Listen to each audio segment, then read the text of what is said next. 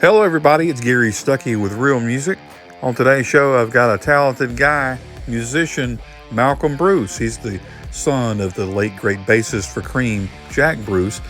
He's here talking about a special project called Heavenly Cream, an acoustic tribute to Cream that's going to be released on November 3rd, and a very cool album indeed. You need to check it out when it comes out. I've been listening to it. Got some great artists on there like Ginger Baker, the late great drummer for Cream, also Pete Brown, songwriter for those guys. He passed away recently, and of course Bernie Marsden, who just passed away, of Whitesnake, is on there. You've got Joe Bonamassa and Deborah Bonham on there, and Paul Rogers. So very talented group of people. So many others that you need to check out. The great songs, covers of Sunshine of Your Love and Badge, songs like that. And Malcolm, what a cool guy to talk to. I had a great time. We could have chatted all day about different subjects, but I really enjoyed it. So here we go. Here he is. Here's Malcolm Bruce. Harry, Hey, how's it going? pretty good, thanks. How are you? Good. Not too shabby. So you're in Alabama, man. Yeah. That part of That's the world. I've been through there a few times on my travels. So cool. yeah. Awesome. Yeah. What's the weather like where you're at today? Well, actually, it's like 25 degrees, so unseasonably warm for this time of year. Normally, it's like, getting into the fall by this time, or as we called it, the autumn. Right. But yeah, I mean, it is like the leaves are starting to turn, but it's been a beautiful day today. I've been out walking. I try and Awesome. walk like 5 miles a day or something like that. Oh So I man, just, I need to, but I don't. we all need to, man. We all need I to. Yeah, it's kind of chilly here in Alabama, which is it's a different world, whenever it's kind of cool this time of year. We're But it usually gets kind really of hot, right? It gets yes, summer, yeah. sure. So what's been going on with you? I know you're excited about the new album coming out. I guess we'll get started. Yeah, Um, sure. um, yeah, brand new album, Heavenly Cream. I like the name. I like the sound of that. An acoustic tribute to Cream. Now, how did y'all decide? When did y'all decide to do this project? You know, when did y'all decide to get it started? Well, it really came from Pete Brown, the Cream lyricist, who passed away a few months ago.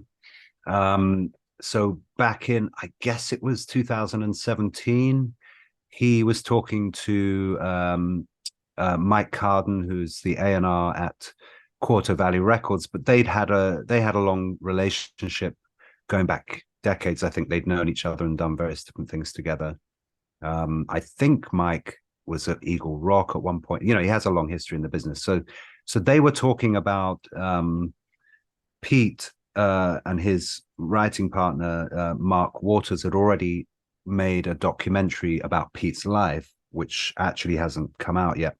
And that has like my dad and Eric Clapton and Martin Scorsese and loads of people kind of being interviewed in this documentary, all the people that had known Pete Brown. So he was talking about that, and then I guess the idea for this came up. Like, what about if we made a record sort of honoring the Cream legacy, but doing acoustic versions rather than rock, like full out band versions. So Pete was really the instigator. He's the guy that kind of started it off, and then he brought it to the rest of us. He talked to me about it. He talked to Rob Cass, who was the producer on the record, and Mark Waters, who I mentioned, who ended up directing and editing I guess, Fly on the Wall, the making of documentary or whatever it's called. Anyway, that's called the Cream Acoustic Sessions, and I think that's coming out at the same time. So yeah, it's Oh, all down to Pete Brown. wow. So he's the one that got everybody together. So what about deciding who's going to be playing on the album? How did that come to be? Well, yeah, I mean, Pete came to us, and then sort of collectively we started reaching out to people and seeing who we might get. And so Rob Cass, the producer, had a long time relationship with Bernie Marsden from Whitesnake.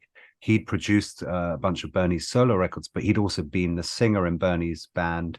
I think it's Alaska, but anyway, one of Bernie's bands over the years. And then Rob had moved more into production.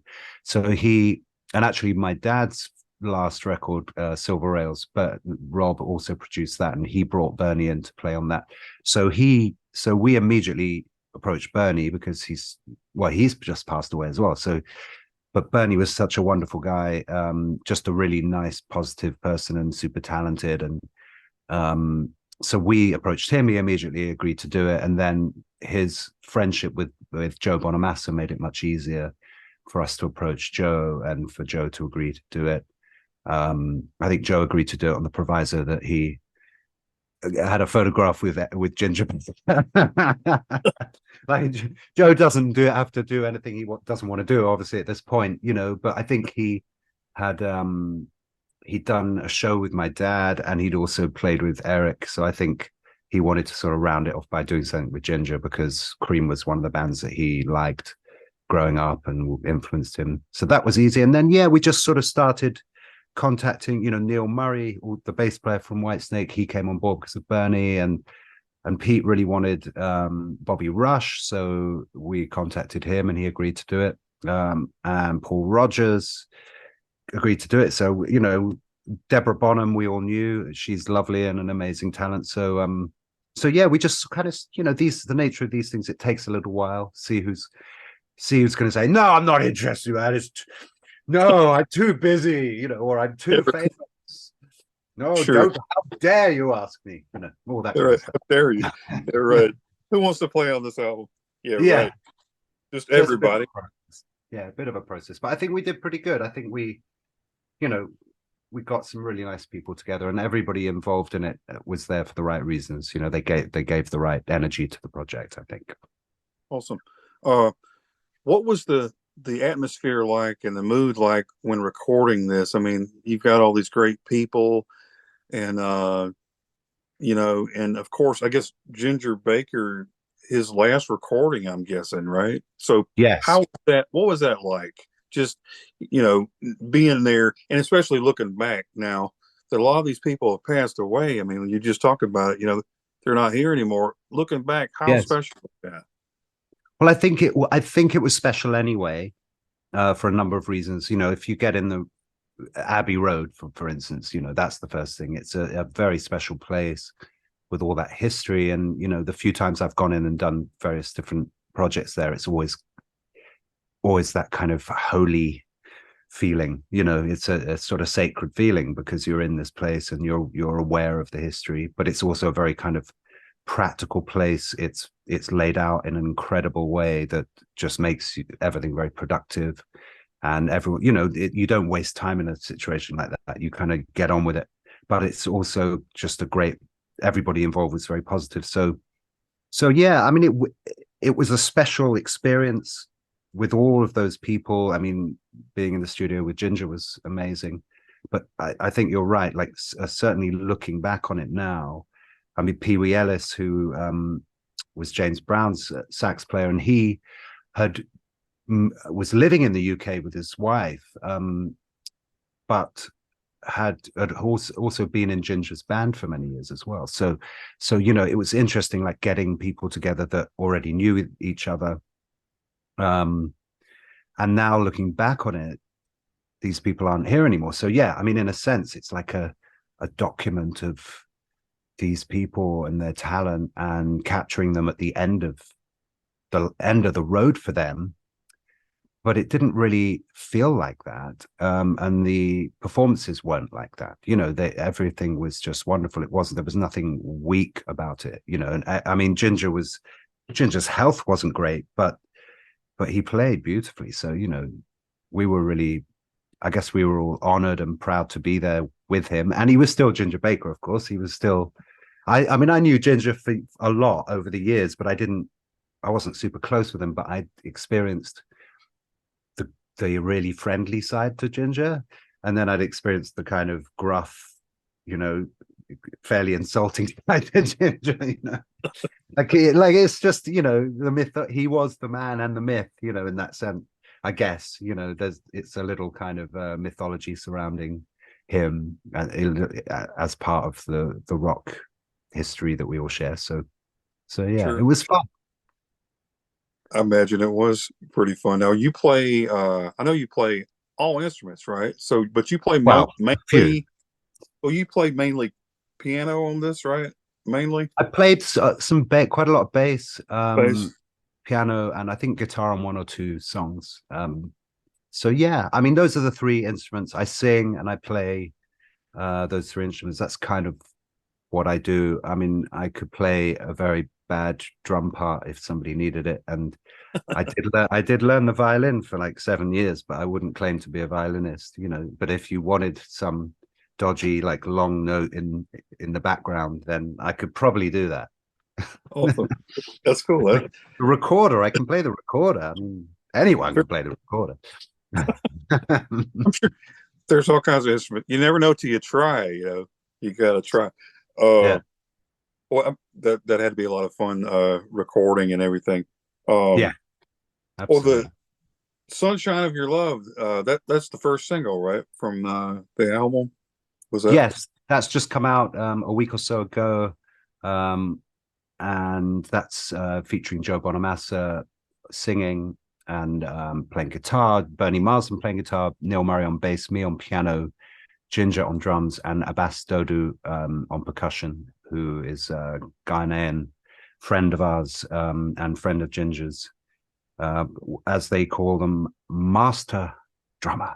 And he absolutely is. He's one of the greats. So yeah, it was a nice lineup for that song. But you know, it's quite diverse as you've seen. You know, that each song tends to have a quite a different lineup. Sure. And it sounds great, you know, and I love the acoustic versions and the guitar. There's like a raw feeling, but it sounds like you're having fun. It just sounds like a bunch of friends sitting around jamming. I guess is basically what it was anyway, Yeah, but it yeah, it brings a lot of fun and excitement to the songs, you know. So I know yeah. You you got to enjoy. capture that.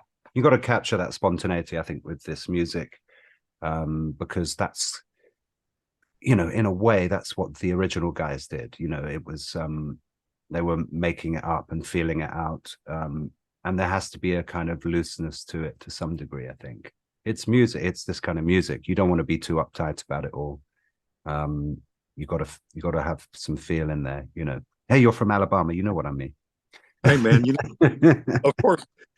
Yeah, I was looking though. You're talking about all the people on there, you know, like Deborah Bonham. I've talked to her before, and her husband, and you know, just a Yeah, lot of talent, a lot of history in that name, and then your name. I mean, there's so many people that have covered so much ground, and they're all sitting together jamming, you know, and it brings so much to the sound, especially like when you're reading off a list and you're going, oh, okay, and you're remembering all the places they've been and all the people they've touched in their life. You know, music has a way of just making people feel better. But with the history of all these people, I mean, I know that had to make you smile just thinking about all, you know, all their stories and things that they've done in their life. yeah. Oh yeah, no, I think it's you know, music's it's tradition, right? There is tradition in music, and it's a really beautiful thing that we all share. And you know, I'm blessed, I'm lucky who my father was in that sense that I'm part of something. But and I guess everybody that came to those sessions, we all have our own uh desires, our own path, our own creative path, which is perhaps something different, right? And then we come together and we can share that history. We can share the fact that Deborah's brother was in Zeppelin and my dad was in Cream, and here's this guy and here's that guy and whatever. I mean, Maggie Bell, you know, it was incredible to have her. I mean, her history is amazing. So yeah, we all shared that, and I think that's hopefully that comes across on the recording somehow. Um, but then we're all going off and like trying to do other stuff too. So it's interesting. Yeah, yeah, It yeah. really, I really like Badge on this album with Deborah on there. That's really cool. A different Yeah. take, you know, but it brings a newness to it, but also, you know, you can see the similarities and hear the similarities, but it just has a cool sound to it. Mm-hmm. I love it, man. Good stuff. Uh, and you talking about Paul Rogers on there. So how did Yeah. Paul Rogers come on board with this? I think he just agreed to do it through his management. I'm trying to think. I mean, I was friends with Andy Fraser when he was still alive, and I did actually end up doing a tour, Andy's final UK tour. I was the support act. We did around 15 dates, probably about 10 years ago now, not long before he passed. So I got to know Andy pretty well, and I got to know Paul's kids, Jasmine and Steve, pretty well as well, and have done shows alongside them. But I don't know Paul. I think probably through Pete Brown, just get my management to call your management, that kind of thing. Yeah, right. But I mean, Paul, again, an iconic singer who probably, I don't know when was Free, like 70, 71 or something like that, 72. So, I mean, that little distance, I can imagine. And I mean, even though Andy was playing as a teenager in the same bands that my dad came up through, Cream became so successful just maybe 2 or 3 years before Free and all of that kind of stuff. So they would have been influenced even just on the business side of like the template of how do you go and become a successful band. So I would imagine Paul would have been more than happy to contribute to it in that sense. And yeah, I mean, what an amazing guy, amazing talent. So, we were lucky to have him. Awesome. I was thinking about when Cream started, there was really like a blank canvas as far as a rock band with the blues, and I'm thinking back, it hadn't been done before. And like your dad, and I'm listening to that bass on those songs, man, and I'm thinking, that's mind blowing. I mean, but it just sounds so just awesome, but back then there was nobody playing like that. So that had to be an experience, especially for you, growing up. Did you listen to that and go, I want to do that? How did you, what was your response to that? Wow. Well, I try not to sort of overthink it. I don't know. I mean, I wasn't born when Cream was around, but obviously when I was growing up, I heard all the music that they'd made, and then all the subsequent music that my dad made through all his projects and different band lineups and all kinds of things. So yeah, I mean, he was a unique force. He very much was an anomalous to the norm in so many ways. Again, I don't want to overthink that, because like for me, I have to do 2 hours of yoga and go to bed early to maintain myself. He was like a sort of different animal, let's put it like that. But we got on great, and I loved him, and I love him, and I have so much respect for him. And yes, I mean, what can I say? I don't know that there's anything like that or ever will be anything like that. I mean, I can play, and I've played Cream's music a lot, and I've played it with Ginger Baker's son Kofi quite a lot. And so I understand about getting in the moment and jamming and really going places within that. And that's a very unique proposition. But I think obviously almost 60 years ago, when those guys actually came up with that, it is incredible to think about that. But then it's incredible to think about, those, Little Richard records or something, just the things that happened. And like or like in the context of my dad, he was in bands and they had the little black tie, and they were all sort of geeky looking and pallid. And then a few years later, they had long hair and psychedelic flowing clothes, and some, don't eat the gray acid, man, all that stuff. It was like a tiny short amount of time. And I suppose you can't really separate. It's intrinsic to the times and the evolution of those times. Unfortunately, it was very quickly subverted back into conformity. But there was a moment there, I think, where there was a little window of possibility of maybe there are different ways of seeing the world, different ways of being, and, different ways of expressing ourselves through music. Now it's also kind of, I mean, it's incredible music, but there's also like, there's a conformity to creativity. And I think that in our times now, and I think that a lot of that has to do with a spiritual conformity or an intellectual conformity, instead of just that kind of expansive, infinite sense of possibility. And whether Jack, Eric, and Ginger knew that consciously at the time or not. I don't know. Maybe they were just kids in the moment expressing themselves, and they just happened to all kind of converge at a particular moment. And I don't know. Yeah, right. It's pretty amazing to look back at it though and listen to it. Yeah, I'm sure, it is for you but just listening back, talking about magical moments, and you can't plan stuff like that. I think, like you said, some of those things just happen, which I don't think anything just happens. I think there's a reason for everything.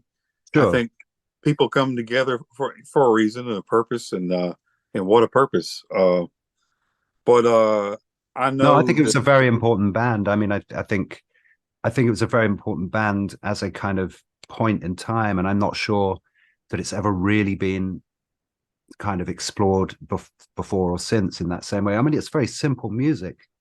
On one level, it's blues rock, it's tonal, it's harmonically very simple, but within that, the expressiveness within that is so deep.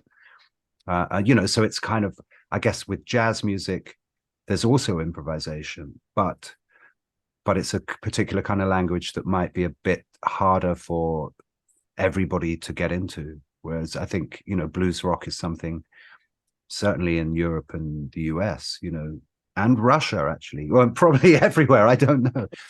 There's a thing about it that's universal, a feeling.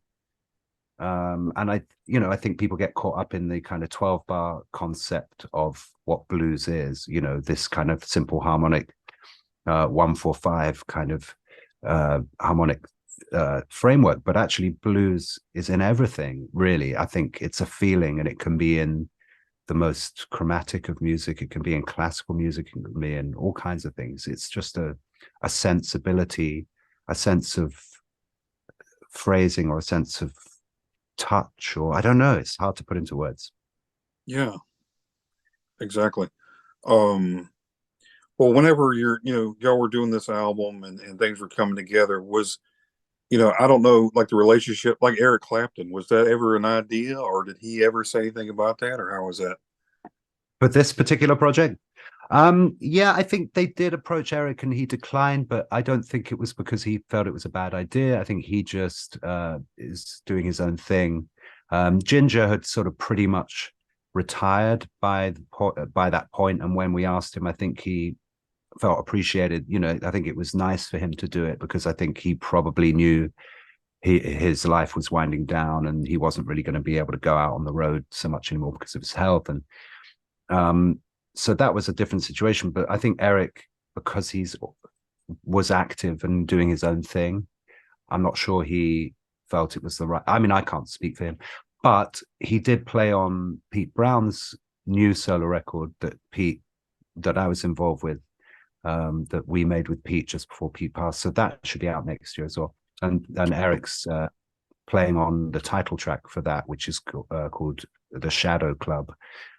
So I mean, Eric agreed to do that, and it was an original song. So maybe he just shies away from revisiting the Cream stuff too much, because for his own personal reasons or whatever. I can understand that, Yeah, I mean, he plays those songs every night with his own band anyway. So sure, sure. I totally understand that. Yeah. Um, well, and you said you weren't around when Cream first came out and everything. It was like you're born after the fact, right? So, but as a kid, were you like on a playground and somebody goes, "My dad is better than your dad," and then you threw out the old, "My dad is Jack Bruce of Cream." Man. So shut up. That's funny. Yeah, that probably did happen, but like, it was the school I went to. It's like, my dad was a rock star, and they go, "Yo, well, I don't care, because my dad's Rear Admiral, Lieutenant, like what?" Because I went to like a boarding school, and a lot of those kids were like RAF kids or army kids, because their families were their parents were stationed all over the world, and so they needed some kind of stability in the same way that a rock star's kid needs some stability. So let's throw them in a school, for their teenage years. So but yeah, I mean, I don't know. I mean, I did, when I was 10, I went to school for 1 year in London, and the first day I was there, this little blonde kid sort of bounced up to me and said, my dad's in music. What does your dad do? And I said, my dad's in music. Anyway, it transpired that it was Stephen Chandler, whose dad was Chaz Chandler from the Animals, Oh, wow. who discovered Jimi Hendrix and all blah blah blah, and managed Slade and all kinds of bands over the years. But so I became really good friends with Steph, just because we met when we were 10, and it was like we kind of mirrored each other. We were these little kids who'd had this kind of bizarre background in music, or our parents, growing up around all of that stuff. So I mean, even so, like synchronous events like that can happen. It wasn't planned. And then I used to go around to their house in Camden Town when they still lived in Camden Town, and got to know Chaz quite well, and got a few little anecdotes about Mr. Hendrix. So it was interesting. Yeah. So I mean, anything can happen really, and also it's just what you're used to. So I've never felt I was better than anyone else. And sometimes I think growing up, sometimes I thought, oh, I wish my dad had been a plumber, or something.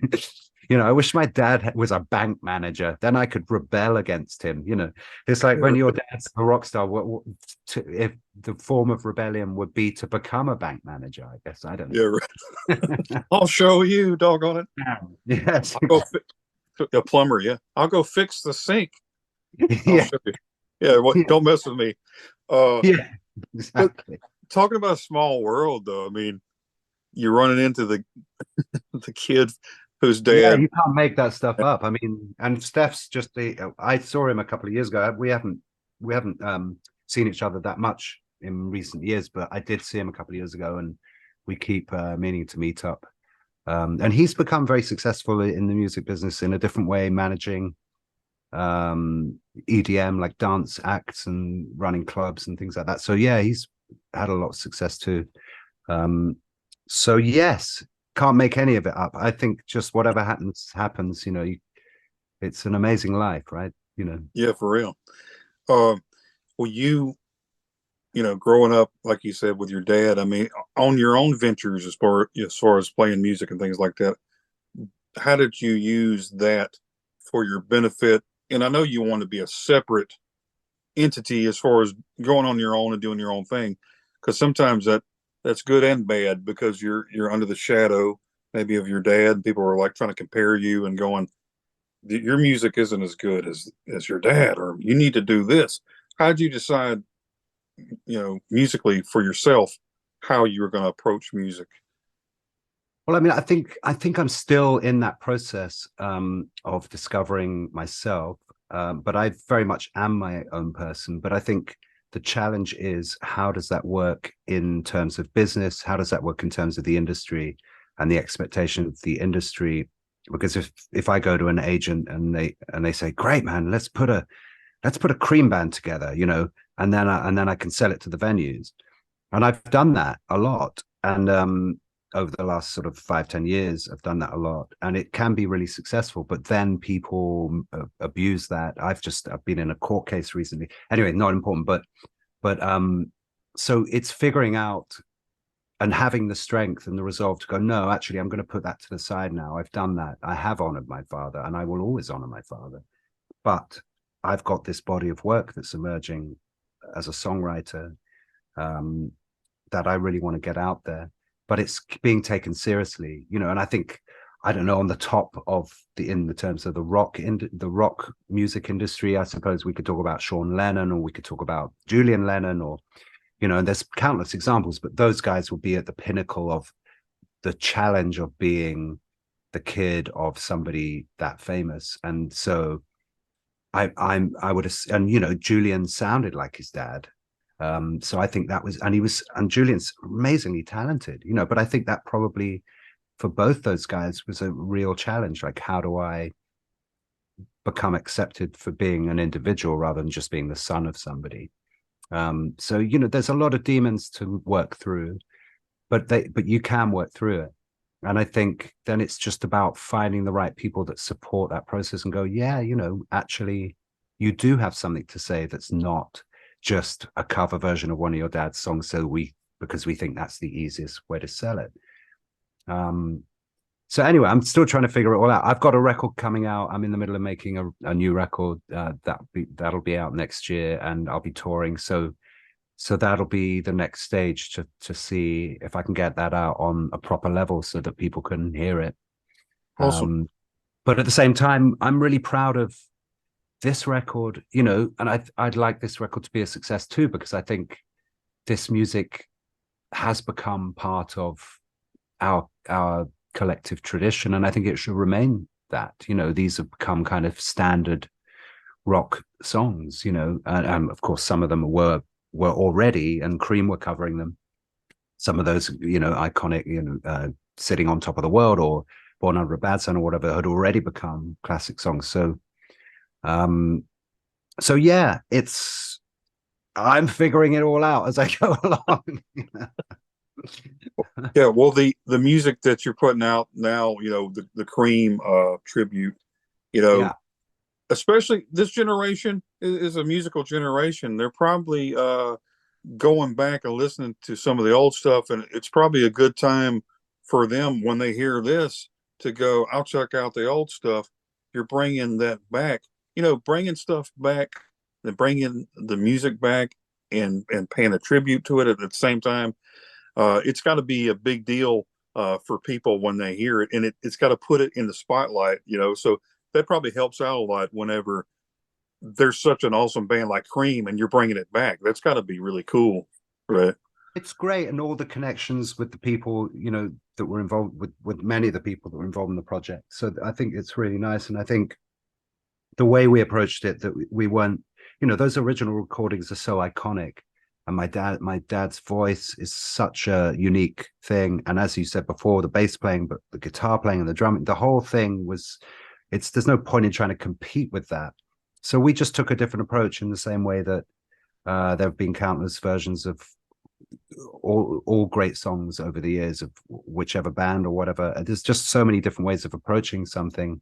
We have a great um thing here in the UK. It's called the uh what's it called, the Great Britain ukulele, oh, the Ukulele Orchestra of Great Britain, I think it's called. And it's like 20 ukulele players, and they'll do like a Nirvana song or whatever. And I think it's great, you know, you can just arrange something in so many different ways, and it just keeps it alive, and it shines, as you say, shines fresh light on it, gives it a fresh perspective. And yeah, I mean, the shows that I've done playing Cream's music over the years, it's great when you have like a 75-year-old guy turning up. Yeah, I was at the you know, I was at Madison Square Garden, or I was at the Winterland in 1968, or whatever they'll say. Here's the original poster, and here's my grandson, you know, who's 12, and he really digs it too. And so, you know, it is in the same way that, you know, Bach, Mozart, Beethoven, Stravinsky, you know, the tradition is important, but at the same time, we must innovate too. So it's just allowing things to be what they are, keeping it all together, allowing us to develop and evolve. Because I think we also can be in the danger of being too conservative. And so, you know, opera houses are always doing Puccini or Rossini, and they're not investing necessarily in new work as much as they could.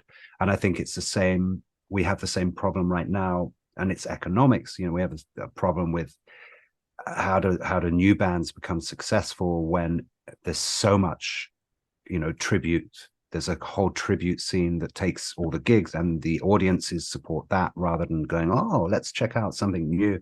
So we have to find that balance of tradition and innovation. And, you know, at the moment, but I mean, that's just indicative of what the world is going through right now. You know, the world is going through an interesting time. Let's put it like Oh, that. Like, exactly. you know, if you can't feed your kids, it's not likely you're going to buy a $40 ticket to go and see a new band that's coming through town, right? You're going to go, actually, I need to feed my kids first. So, you know, we need some fundamental change in this world, you know, which I hope will come, because we're a little kind of like that at the moment, or like that. We need to kind of come back to that somehow. I totally agree. Yeah. Um, well, would you say, you know, the music industry's changed? There's so many things that have are different now. You know, you're streaming songs. It's not like people go out and buy albums like they used to. Uh, do you think that Cream, if they just came out today, would they have made it the same way, or how would it have worked, do you think? Wow, that's a good question. I mean, I have thought about that before. I mean, it was in the UK scene was much smaller then, obviously, but it was still very competitive. I mean, I was watching some stuff like Liverpool bands at the time of the Beatles, and there were loads of them, and they were all really good. And then somehow the Beatles kind of managed to break through. Of course, I love the Beatles. I think they're incredible, but there were a lot of great bands. And so even back then in the early 60s, there was a competitive element, and it was about, connecting with the right record label, getting the right promotion, a lot of luck. But the rhythm and the R&B, rhythm and blues, early 60s scene that my dad and Ginger and Eric came through. So bands like Alexis Corner, Blues Incorporated, and John Mayall, and, all of those early bands. I guess the Moody Blues came through in a similar way. The same little clubs, the Ealing Club, the Marquee, all of those things. So there was a little scene, and it was like they were gestating. And then in the early 60s, and then they moved to sort of 65, 66. And then the kind of thing exploded, and Hendrix came over. But would that happen now? I don't know. We've got Ed Sheeran, we've got Taylor Swift, we've got, I mean, it's a different thing, isn't it? I mean, I'm talking right now, I'm talking to social media companies. I'm working with the more conventional publicists, that might set something up with someone like yourself, and we have a one-on-one conversation, and with humans doing it, right? But I mean, there's also all of this social media stuff, this artificial intelligence. It's all taking over with how do things get in front of people, and but there's just so much now. There's just so much, and now AI is going to create infinite content, and so what is the competition element?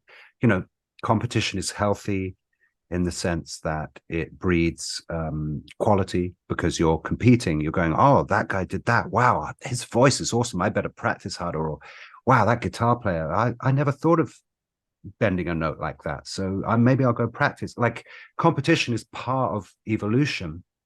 But what happens when AI takes over and writes an infinite number, write, record, mix, and release an infinite number of songs in the style of Cream, with Jack Bruce on bass and vocals, Eric Clapton in the style of Eric. Like, you can just program it to do it, and it'll do it. Now, will it be as good? I guess we'll find out, right? I mean, Yeah, right. it's like the photographs that AI can generate. They can generate these photos of like gorgeous men and women. They look perfect, but they've all got 8 or 9 fingers. So they like the AI can't get the fingers and the toes right, but they can get the faces. Like, wow, you're really hot. This girl, like, I'm looking, wow, you're like the most beautiful girl I've ever seen, but you've got 9 fingers, and you've got 47 teeth, all like, it's just weird. It hasn't quite figured it out, but once it does figure it out, I don't know. And so, to answer your question in that sense, like, we're in a different time, and what is creativity? It's so beautiful to hear, like, some guys get in a room with one microphone and just play some real instruments, in that sense. But I don't know. I mean, I guess we're going to find out pretty soon. We're already finding out the implications of all that. Maybe it just decentralizes everything, but Well, I'm not sure. if somebody though released a song though, like tomorrow, and it was Cream. If Cream came out with an album and they released it and it was your dad singing and playing, it sounded really cool. But how would you feel? Would you be mad, or would you be like, that's interesting? Or how would you take that? Well, I mean, the first thing is like, you know, it's whether you can actually access things. Who gets to hear what? How do you know what's coming out? Like, you know, the idea was sold a long time ago now. Okay, let's decentralize the music industry. Before it was, here's these major labels and they're kind of fascists, but they're nice fascists. They decide what will be released into the marketplace. And if they don't feel it's worth it or good enough, or you're not good enough looking, or you're too old, or whatever, you know, or whatever their reasons, or it's not hip, or it's not aligned with what they think the public expect, then it doesn't see the light of day. But then this idea was sold that everybody can do anything and just put it out on the internet, and then they'll be famous. But that doesn't work either, because now you have 600 million things coming out every day. I exaggerate a bit, but you have so much content coming out, and it's not about quality anymore. Like, even if there's something incredible that comes out, will people even know? Will they even care? Do they even care that someone spent 30 years practicing their voice, or finding a unique approach to crafting something? I don't think people even care. You know, Yeah. it's so hard to figure that stuff out. And I think as a true artist, you know, there are different things. There are people that create a commodity. You know, let's get 10 people in a room and figure out what will sell, because that already sold. So let's mold it around this thing that already exists, because that sold 12 million. So we know that if we make it like that, but slightly different. But is that art? That's a different process. But I guess everybody's doing that to some degree. We're all stealing creatively. We're all modeling ourselves on our influences. But you know, these are the questions that I think about all the time, and actually what I'm trying to write about on this new record of mine, because we are at this crossroads. You know, what does it even mean to be a human being? You know, that's where we're reaching this point. It used to mean the beauty of relationship with other people, you know, kindness, the simple things in life, you know, sharing, honor, dignity, respect, boundaries. But I don't know whether those things even mean anything anymore. You know, it's all been kind of the bottom is being wiped out of all of that stuff. I don't know. Well, I was thinking about when you're talking about, you know, if it's about money, if there's some guy that's controlling everything, hey, this song here, I don't care if it's AI, it makes money. Boom, there you go. I don't care if it's somebody, over here that worked for years and they play. But I think it depends on the listener. I think the listener, you know, like for me, hopefully there's a lot more people like me, not just saying that in a selfish way. I'm just saying because what I'm thinking and what I'm hearing is I think about your dad. I think about somebody that learned how to play and just did an amazing job and just paved the way for so many people. Not some computer that somebody mashed a button and it's not real. There's no human element to it. And there's nothing breathing. People like your dad, they live, breathe, had good days, bad days, went through this, went through that, wrote about it, sang about it, played about it, had feeling. People went to school and survived by his songs that they heard. You know what I'm saying? They lived the life. They appreciated the music. Music is about a human. I mean, being real and appreciating one another, like you were talking about the relationship. If you don't Yeah. have a relate, why would I wouldn't listen. I probably wouldn't listen to any AI for that reason. It might be beautiful, but if it doesn't have that human element, I can't share emotions with a robot. I share emotions with a person.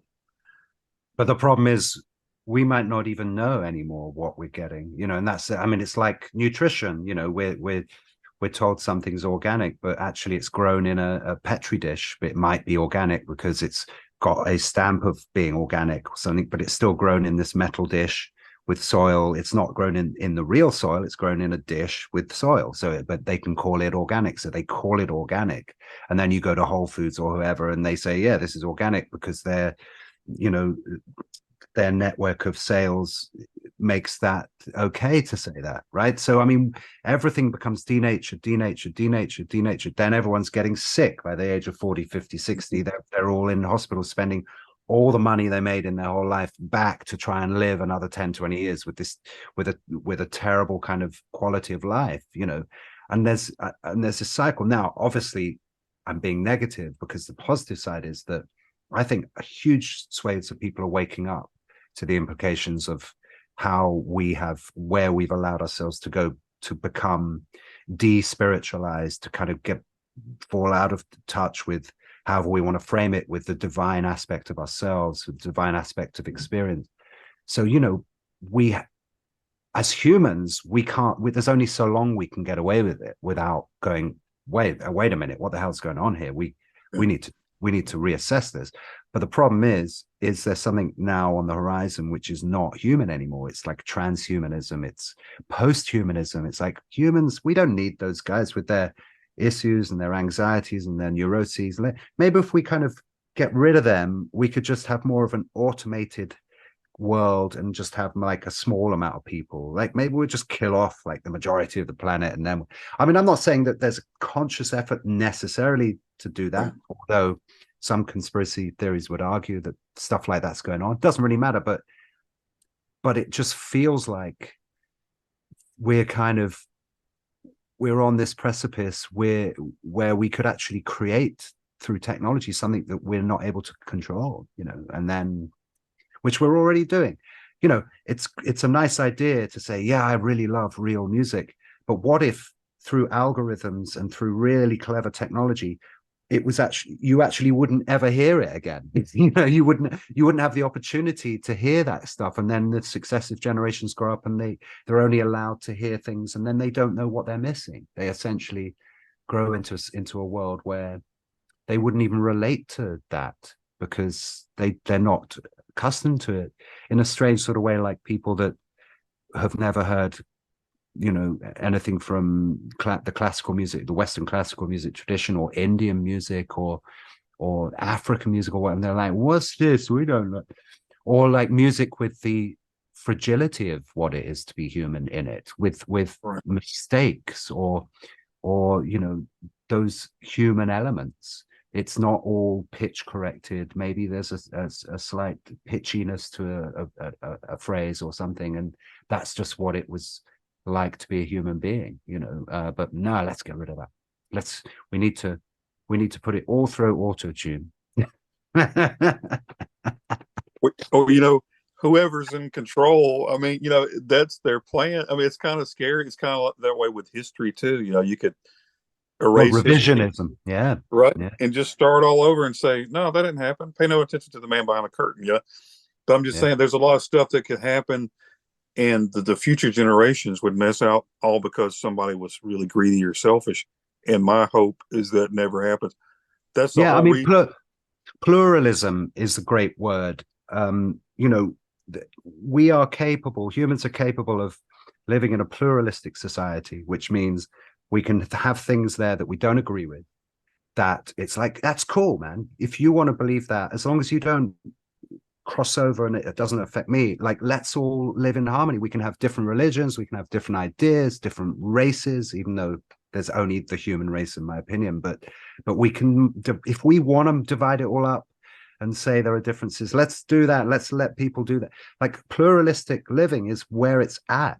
And it's like, yeah, man, you do your thing, I'll do my thing. As long as I don't hurt you, you don't hurt me, that's cool.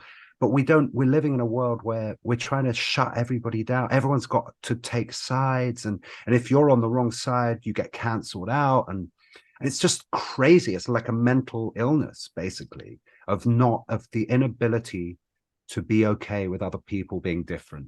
And, you know, just allowing that, just a more just allowance of everything, just, you know. So that's my feeling at the moment on this planet, is like, we've all got to just chill out a bit, you know, just let's all chill out and realize that there's enough space, there's infinite capacity for everything, really.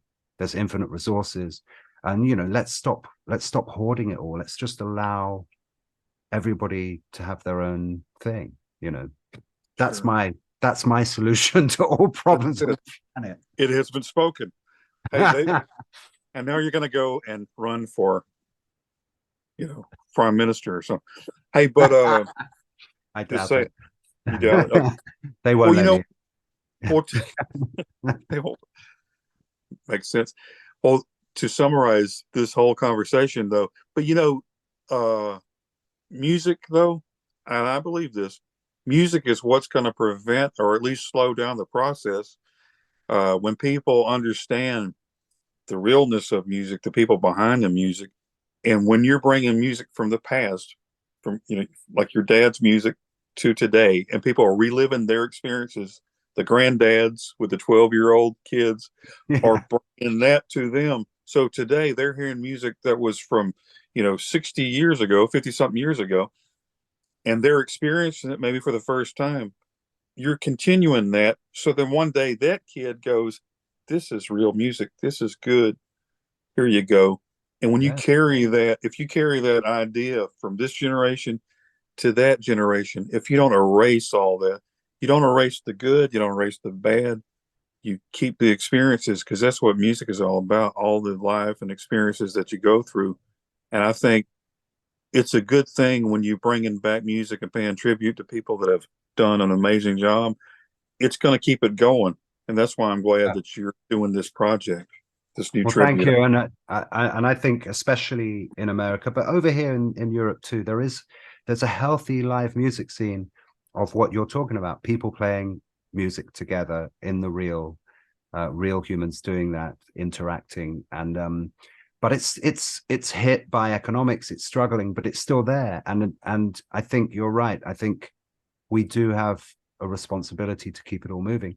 Having said that, there's nothing wrong with technology. I mean, an electric guitar is technology, right? I mean, it's not, we're not going, I clap my hands, that's it. I'm not allowed. It's not like the kind of fundamentalist approach to like, oh, music itself is wrong, because Right. because it's, you're expressing something outside of like complete divinity. But no, I mean, everything is artificial intelligence, everything is technology. A pencil and a paper is technology. So it would be silly to dismiss it entirely. I think it's just finding a balance, and as you say, keeping the tradition going. And I think that's part of human nature. I think we're doing that anyway. But it is concerning, this whole kind of internet thing. But it's also great. It's interesting to think that some overlord in the shadows behind the curtain could have a switch, and they could go, "Screw you guys," click, and the whole thing would switch off, and everybody would go, "Wait a minute, what am I gonna, my What phone am I isn't going to working. I don't know what to do with my hands." do? It, you know, it's funny. I mean, and I thought about it, the, the, the generation, the kids today, I feel like I'm getting old when I'm saying that, the kids today. No, but if you have a phone and you're so dependent on that phone, like you said, somebody takes it away, you know what to do because you live without a phone for, like me, you grew up without this little device. You used to Yeah, do this. I've seen both sides of it, yeah, for sure. But you understand, what to do, you could survive. But when you're dependent on these things, like you said, some guy turns it off, and that might be the plans to become dependent. I think the safe thing is, hey, use this stuff to help you to make things better, but don't forget where you come from. Don't forget and understand what it's all about, just in case somebody pulls a switch. Because, Yeah. right? Yeah, I mean, I think, if I was a clinical psychologist, which I'm not, but, a clinical psychologist could probably explain, okay, it's part of the reward system that humans use. So, they get something at the phone, you get likes on Facebook or Instagram or Twitter or whatever, X, formerly known as Twitter. And, then you would actually, it's a dopamine hit, and so it's an addiction, it becomes addictive. And then and like all addictions, we can rationalize them very easily. Oh man, I'm gonna have that fourth cup of coffee, but it's cool, man. I mean, at least I'm not smoking crack, whatever it is that, like, how you kind of justify your, actually maybe one cup of coffee is okay, but four, and you're kind of getting a bit uptight there. You're holding your breath and you're like getting a bit aggressive, like, what are you looking at? Whatever it is, I don't know. So like we can rationalize anything. The human mind is kind of interesting, and and it can work in the relative field of experience. It can work in play tricks on us and all of that kind of stuff. So it's interesting. And yeah, I think maybe we should have some kind of guidelines of like, okay, only use your phone for 30 minutes a day and then switch it off and go hug a tree or go to the church or go to the mosque or meditate or do yoga or go for a run or like talk to your family or your friends or whatever it is, like have a balanced life. And but then at the moment, it's funny, sometimes you see people of a certain generation, on actually any generation, to be honest, and they're all sitting at the table and they're all on their phones messaging each other. So like the guy's like there looking at you, but you're messaging, hey man, how's it going? The guy's like there, he's like, yeah, it's going great, man. What are you up to? Yeah, I'm texting you. I'm sitting opposite you, texting you. It's like we've got to that point. So. Well, have you thought about this? I thought about this too. Talking about the guy in the shadows with the switch. In this whole social media thing, and I'm guilty too because I'll be like, why didn't he like my post? Or something stupid like that. Is that something wrong with me? Yeah. My life all depends on if they like my photo of cheese or something. But speaking of cheese, you're talking about, they do these little studies of mice. Let's see if he goes through the maze and puts a bell and if he gets the cheese, is there somebody in the factory watching us on Facebook going, let's see this little rodent, if he'll, it could be the comment, and if he understands that conditioning and that whole thing, there's somebody in a lab somewhere laughing at us because we're falling. Well, there is. I mean, fortunately or unfortunately, I'm not saying anything that people can't research, but all of the social media companies are in partnership with the 3-digit agencies. Let's put it like that. So of course it's data mining, and they are to whatever degree keeping tabs on the social forces that are unfolding. And and I think, hey, if you're talking about terrorism or people that are plotting to do bad things to people, I think it's important that we do keep tabs on what's going on, because we don't want people to incite violence. We want to have a nice world, as much as possible. We have too much violence already. So I mean, from that perspective, I think it's important to at least follow trends and have rules and guidelines on social media, but we shouldn't restrict freedom of speech either. And that's the problem, right? I mean, the problem with freedom of speech is it's called freedom of speech. So you can't restrict it. If somebody wants to have an opinion that you don't like, you can't say, well, you're not allowed to have that opinion, or you're not allowed to express that opinion. So and obviously with Elon Musk buying Twitter and turning it into X, we're seeing that unfold. We're seeing that particular platform go back to a lot of crazy stuff, but there you go. How do we restrict freedom of speech? Then it isn't freedom of speech anymore. I mean, but at the same time, hate speech should not be tolerated. But it's a subtle thing, isn't it? Yeah. I don't really have the answer. Before we had social media, what did we have? We'd go to the pub, or you guys would go to the bar, and you'd have a few drinks and argue about something, or you'd argue with your families, or you go, right, let's go out back and let's sort this out, or whatever. I don't know. Or we'd have wars, or we still have wars, unfortunately, but now we have social media, so everyone's got an opinion. Everyone thinks they have an opinion, but it's predictable to a large, pretty much 99.99%. You can predict everything, because human behavior is predictable. Human language is predictable, and then a tiny percentage is innovative and different and outliers, as they call them.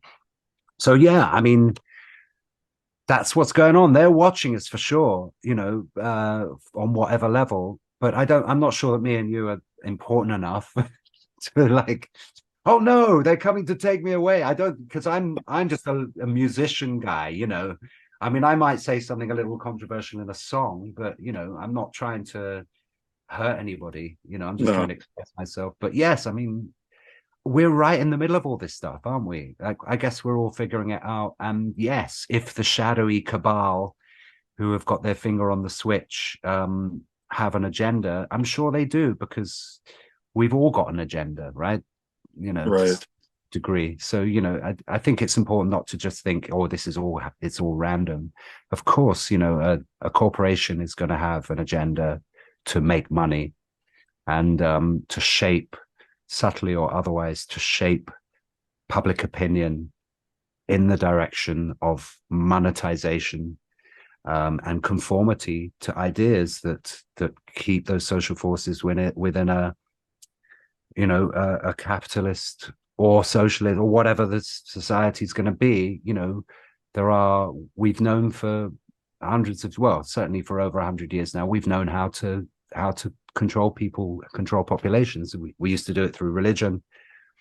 Now we do it through perhaps more surreptitious means. I don't know. But, you know, this is all the stuff that's interesting as an artist to try and like navigate and try and express on some level, you know. Well, Like I would. Pete Brown did with, Yeah. my dad with the song Politician. You know, it's a very simple way of doing it, but it's a great lyric in that sense of, looking at the way politicians can be. You know, so. Well, talking about the the mouse and the cheese, I think the best thing to do, comparing that to social media or anybody that's trying to control you, be that mouse and let them think that you're going this way after the cheese.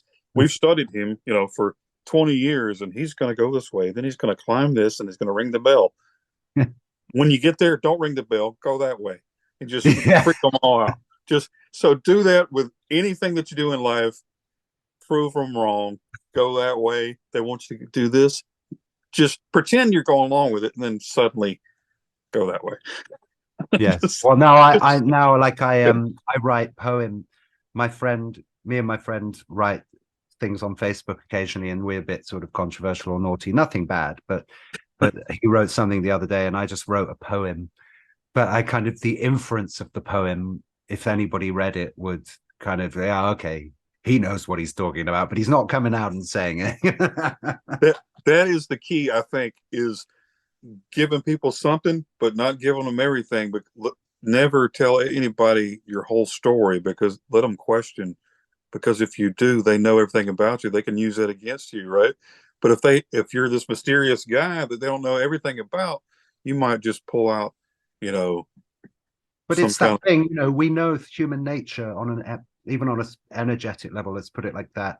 You know, if I am thinking something negative about somebody else while talking to them, even if I'm not saying it, they're going to pick up on that, on yeah, some part of their being, because, you know, language, verbalization is only a tiny percentage of communication. And so if I'm holding my breath and I'm like aggressive, but I'm going, hi, it's nice to meet you. It's like, or like, no, I totally agree with you, you know, whatever it is. And, you know, right, again, going back to this pluralist idea, everyone's kind of trying to be right. And that just creates more like karmic problems, more of this cause and effect. You know, I mean, obviously it's so overt in your country at the moment with the left-right paradigm. So, you know, like how do you resolve that? You know, you resolve it by not starting it in the first place. Like say, hey, you know, I'm not even going to go there. And it allows the energy to dissipate. And then there's perhaps a much more authentic, much more realistic way of experiencing things, because you're not coming at something with a preconceived agenda, which then creates a sense in the body and a sense in the breath and a sense in the voice. And we're all guilty of this, right? I mean, we're all capable of coming at whatever it is, a family transaction or interaction or a political view or whatever it is, you know. And so it's that softness, come at things with a humility, and then it's much more likely that we're going to start one by one. You know, it's that pay it forward concept, like just pay it forward, pay a good feeling forward, a good feeling, and then bit by bit, hopefully we de-escalate this kind of anger that's in the atmosphere. I mean, what's going on in Israel right now, all of that stuff, it's just crazy, it's crazy. It's just like we don't, Ukraine and Russia, it's just all over the world. It's so sad to me that and so unnecessary, and it's both sides. There's no right or wrong in any of this. And the sooner we can admit that, the sooner we're able to change it. Stop acting like you're right and someone else is wrong, because it's just not realistic. The world isn't like reality is not based on that idea. That's an imposition on reality. Reality is never right and wrong. It's not like Sure.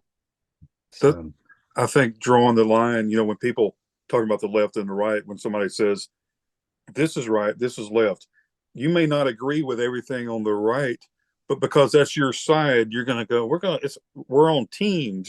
You can't be in the middle these days.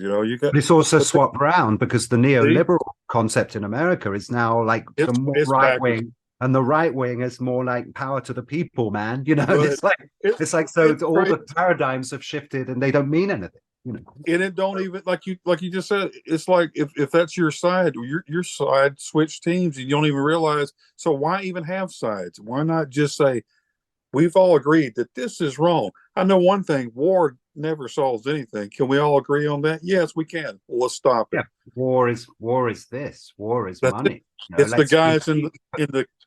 It's the guy in the corner with that switch over there. It's the guy. Called the forever in American terms. There was a term that was defined. It's called the forever war. So it's this idea that we go in, and the British are along with you guys. We're not separate from this concept. It's like, let's go in and save the world. But what we're really doing is we're perpetuating war for profit, and regime change for profit. I don't want to go too far into this because it's not my specialism, but just as a vibe, as a gut feeling, it's like, this is not, what about profiting from peace, profiting from good things instead of bad things? And I think the man with the switch could learn from that. They actually would make more by just taking we've done enough war now. Let's put that away. Come on, put that to the annals of history. Let's put that to the side. Now, how can we profit from great, good things? Like, let's build some peace palaces, where we could all congregate and be peaceful. Let's build bridges and respect from different cultures. Let's honor. Let's build institutions. If we're going to have globalism, let's build global institutions that house the historical evidence of culture, so that as we move into globalism, we don't lose the cultural aspects. We understand the basis of religions, the diversity of religions. How did they spring up in the different areas of the planet? Why did they spring up when there is only one divine principle, whether you call that God or Yahweh or Muhammad or Jesus or the Buddha or the quantum field, or it's all pure consciousness. It is all, or samadhi in the Indian term, it's all the same thing, different cultural expressions of the same thing. Why are we killing each other over whose God is better than the other God, or whose money is better than the other? It's all so archaic and childlike. It's ridiculous, and it could be switched off and changed like that. Bang! Just everyone go, no more. Just stop. Just put the guns down. Everyone from every side, put the guns down. Let's all calm down. Let's realize that we share this planet. It doesn't matter. I'm not anti-trans. I think there's biological sex. I think there's men and women. But if somebody identifies as trans in their sexuality, let them do that.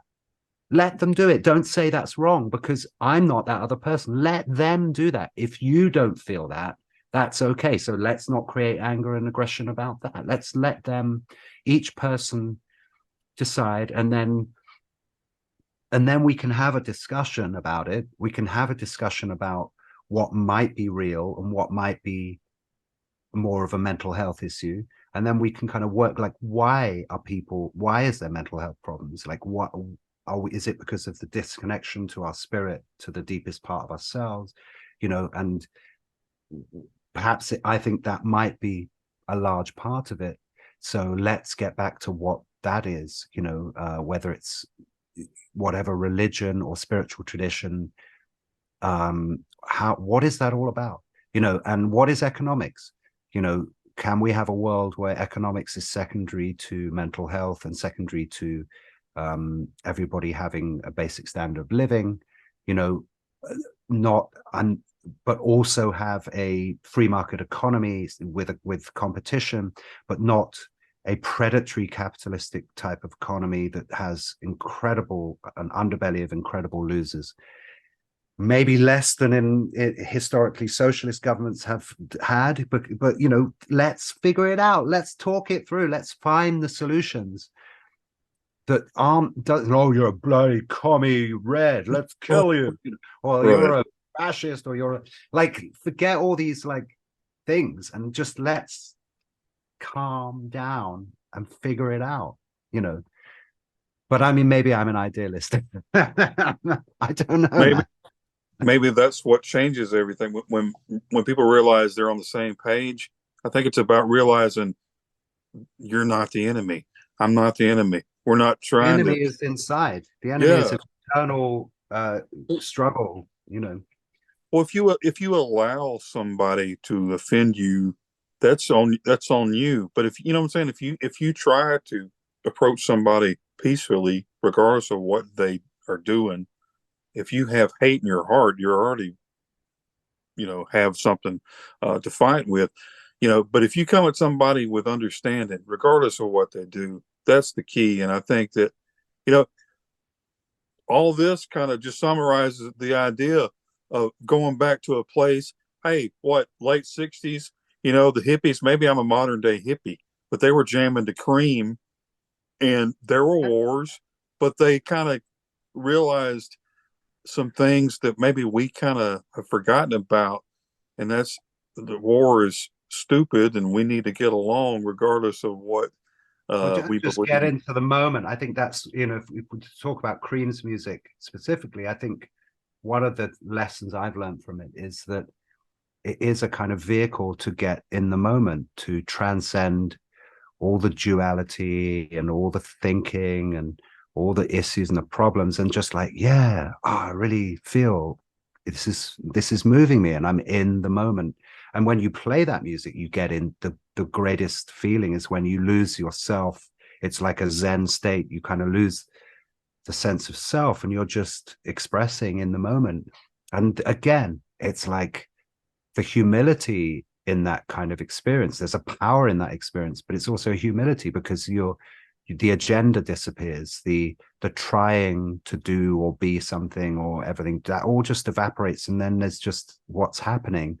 And that's the true essence of ourselves. And I think, as you say, we're probably both modern day hippies in that sense. Like that is the teacher, whether we call it God or whether we call it the quantum field in quantum mechanics. There is a field of experience that is beyond thought, where all possibilities coexist, and we've discovered it in science now. We've discovered God in the science in that sense. We've discovered this quantum level of reality. It's unmanifest. It's before the physical universe, but it's experiential. And so somebody in a particular tradition, deep in prayer, will touch down into that and then get this incredible feeling of support and nourishment from that. And it's the same with the Indian meditation traditions. I'm sure it's the same with Islam, although I haven't experienced of that. But all of these things are touching on that spirit, that ground state, and music can do that too. It can bring us into that sacred space where everything starts to make sense. We stop, the thinking falls away, and all the kind of conflicts in the thinking starts to fall away, and we're like, oh, yeah, man, great, all right. That's right. That's why music wins every time, because it's not about all this extracurricular madness. Yeah. It's about being happy and enjoying now and listening to music. Um, or you were talking about there's like a documentary. What's going on as far as this album? What have you got to promote it? And it's coming out. So November 3rd, it's coming out. And I think the documentary will be streaming. It'll be out by then. I've heard it might come out a little bit before, but I'm not exactly sure. But there'll be I'm sure there'll be websites. You can just type in Heavenly Cream. Hopefully that'll come up. But it's, Quarter Valley Records. The singles already on Spotify and all of those things, and YouTube, etc. They haven't actually sent me a link, so I can't tell you, but I'm sure that it'll be out on the intranet. And yeah, I guess you'll be able to stream the documentary on various different streaming channels. And it's a full length thing. I'm sure you can buy it, and the actual record is that's going to be on vinyl. It's going to be on CD, I believe. It's going to be downloads. So for you audiophiles out there, you can kind of get the full on vinyl package, and so I'm sure it's going to be great. Yeah, I've been listening to. I got to listen to the songs, but don't tell nobody. No, and they're amazing, of course, amazing. Great job on those songs, and I know you're happy with the finished product and everything. So yeah, well, Rob Cass is a great producer, and I think it's a great mix engineer. So I always trust that he'll do a great job with the few things that I've been involved with him. And yeah, so it was just great to be involved. Great honor to hang out with all those guys, and I we're all hoping it gets out there and people love it, and then and that's it.